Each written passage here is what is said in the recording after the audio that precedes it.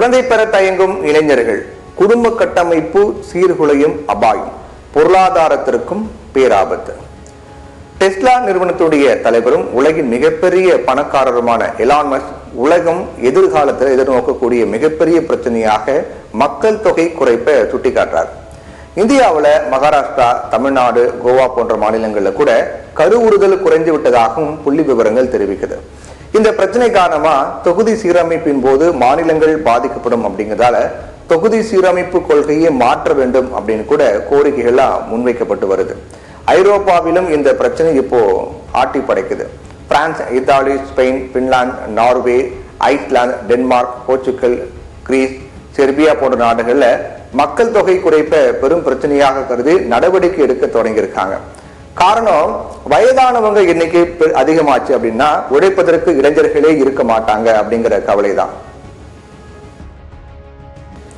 ஒரு நீண்டகால பிரச்சனையாக இருந்தாலும் இந்த பிரச்சனை ஒரு நீண்டகால பிரச்சனையாக இருந்தாலும் கூட எதிர்காலத்தை நினைத்து இந்த கவலை ஏற்பட்டிருக்கிறது.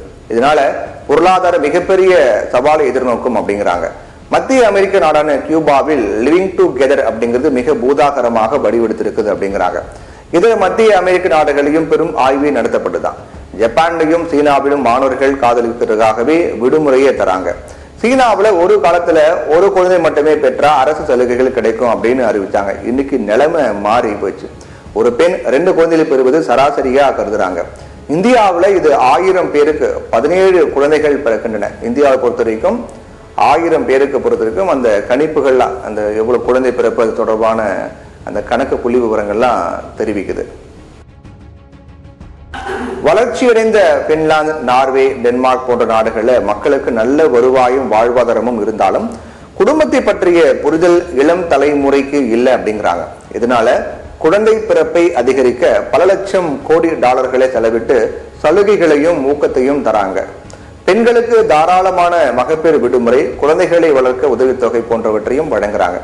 இதுக்கு காரணம் பொருளாதாரம் மட்டும் கிடையாது. இளைஞர்களும் இளைஞர்களும் சொந்த காலில் நிற்க மட்டுமே விரும்புறாங்க. குடும்ப கட்டமைப்பை விரும்புவது குறைஞ்சிட்டே வருது அப்படிங்கிறாங்க. இது ஒரு சமூக கலாச்சார கேடா மாறி இருக்கு.